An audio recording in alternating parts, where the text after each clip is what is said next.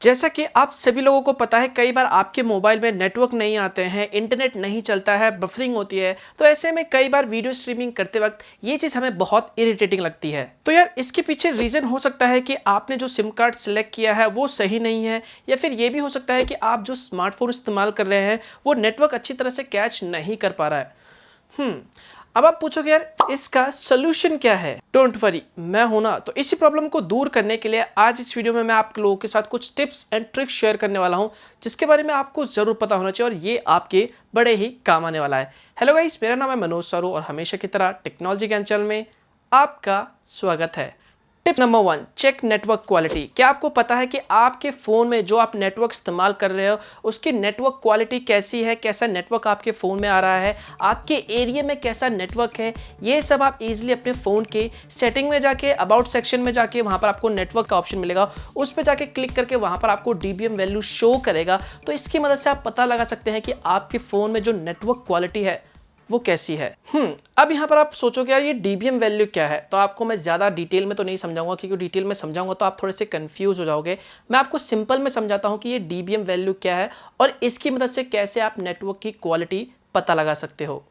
तो अगर आपके फ़ोन के सेटिंग में जाके, स्टेटस पे जाके, अगर ये जो नेटवर्क वैल्यू है, DBM वैल्यू है, अगर ये -50 to 79 है माइनस, तो इसका मतलब है कि जो नेटवर्क है वो ग्रेट है, मतलब बहुत अच्छा नेटवर्क है। तो इस पॉइंट पे दोस्तों आपके फ़ोन में जो नेटवर्क देखने को मिलेगा वो है 4 to 5 नेटवर्क बार्स।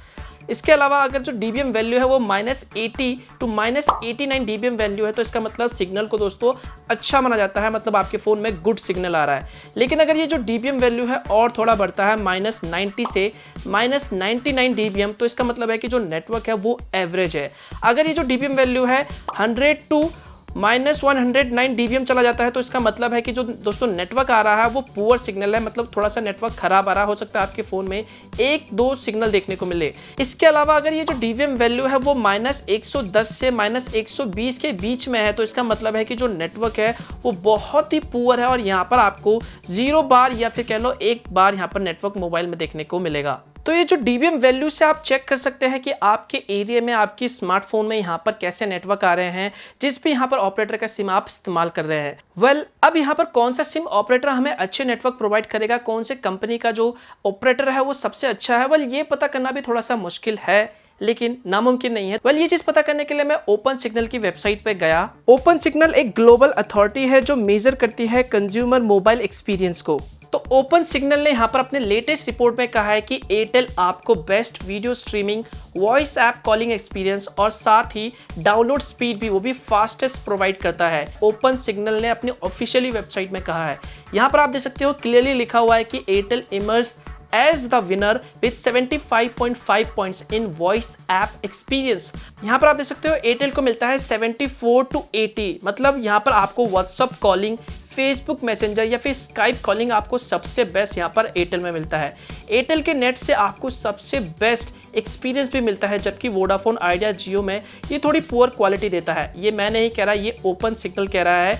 BSNL यहाँ पे दोस्तों सबसे पुअर नेटवर्क देता है, ये चीज़ ओपन सिग्नल ने कहा है। डाउनलोड स्पीड में भी यहाँ पर एयरटेल आपको 10.1 Mbps की स्पीड के साथ आता है सबसे आगे, और लेटेंसी में भी सबसे लोएस्ट है, जो कि बढ़िया चीज़ है। Tip number 2, select better network operator. एक सही नेटवर्क को चुनना या फिर सिलेक्ट करना बड़ा ही मुश्किल है। हो सकता है कि जिस ऑपरेटर का या फिर कह लो सिम कार्ड आप इस्तेमाल कर रहे हो, आपके एरिया में उसका जो नेटवर्क है वो अच्छा नहीं है, तो इसके लिए आप यहाँ पर दूसरे सिम को यहाँ पर ट्राई कर सकते हो। अपने फ़ोन में दूसरा सिम कार्ड डाल के यहाँ पर चेक कर सकते हो कि हो सकता है कि उस दूसरे सिम कार्ड का जो नेटवर्क ऑपरेटर है उससे आपको जो अच्छे थोड़े से नेटवर्क देखने को मिले। फॉर एग्जाम्पल मान लीजिए यहाँ पर अगर जियो का आप सिम इस्तेमाल कर रहे हैं, तो हो सकता है कि कई जगहों पर यहाँ पर जियो के जो नेटवर्क है वो अच्छे नहीं आते, तो यहाँ पर उन एरिया में जाके यहाँ पर आप दूसरे सिम कार्ड का यहाँ पर इस्तेमाल कर सकते हैं, दूसरे ऑपरेटर का। फॉर एग्जाम्पल यहाँ पर जियो में आप यूज़ कर रहे हो, तो आप एयरटेल में स्विच कर सकते हो और एयरटेल के सिम कार्ड खरीद के यहाँ पर आप उस जगह पे एयरटेल का नेटवर्क चेक कर सकते हो। हो सकता है कि जो एयरटेल का नेटवर्क है वो आपको वहाँ पर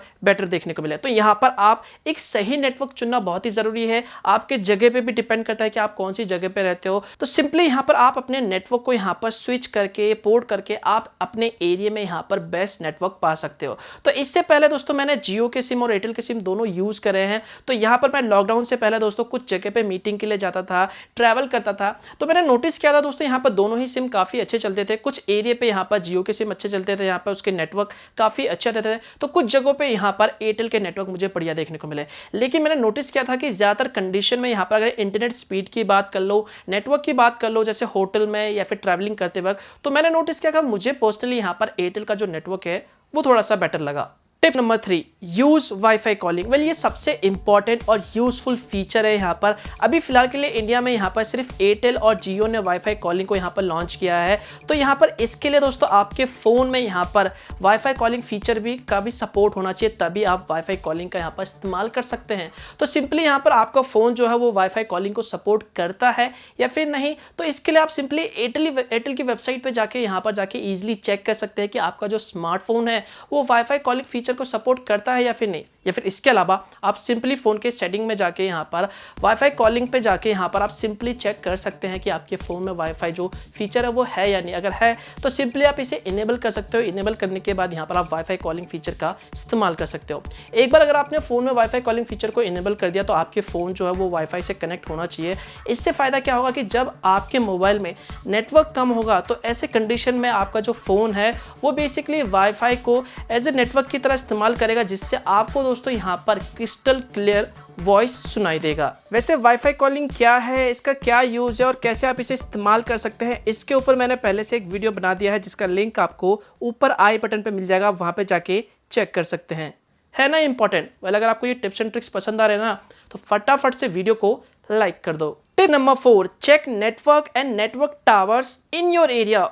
जी हाँ, आपने बिल्कुल सही सुना। आप अपने एरिया में नेटवर्क और नेटवर्क टावर्स कितने लगे हुए हैं, कहाँ कहाँ लगे हुए हैं, ये पता लगा सकते हो। वेल, इसके लिए आप सिंपली आप जिस भी ऑपरेटर का सिम इस्तेमाल करते हो उसकी वेबसाइट या फिर ऐप पे जाके ईजिली पता कर सकते हो। वेल, और सिम कार्ड ऑपरेटर का तो मुझे नहीं पता, मैं एयरटेल का सिम यूज़ करता हूं। तो यहाँ पर अगर आप एयरटेल के सिम यूज़ करते हो तो आप सिंपली एयरटेल की वेबसाइट पे जाके चेक कर सकते हैं। यहाँ पर सिंपली पिन कोड डाल के ये पता लगा सकते हैं कि कौन कौन से एरिया में यहाँ पर एयरटेल के नेटवर्क टावर है, उनकी स्ट्रेंथ कैसी है, कैसा सिग्नल आपको देखने को मिलेगा। या फिर आप चाहे तो सिंपली एयरटेल थैंक्स ऐप को भी यहाँ पर डाउनलोड करके यहाँ पर भी आप सिंपली पिन कोड डाल के या फिर एरिया का डिटेल डाल के यहाँ पर चेक कर सकते हैं कि कौन से एरिया में यहाँ पर आपको एयरटेल्स के टावर देखने को मिलेंगे।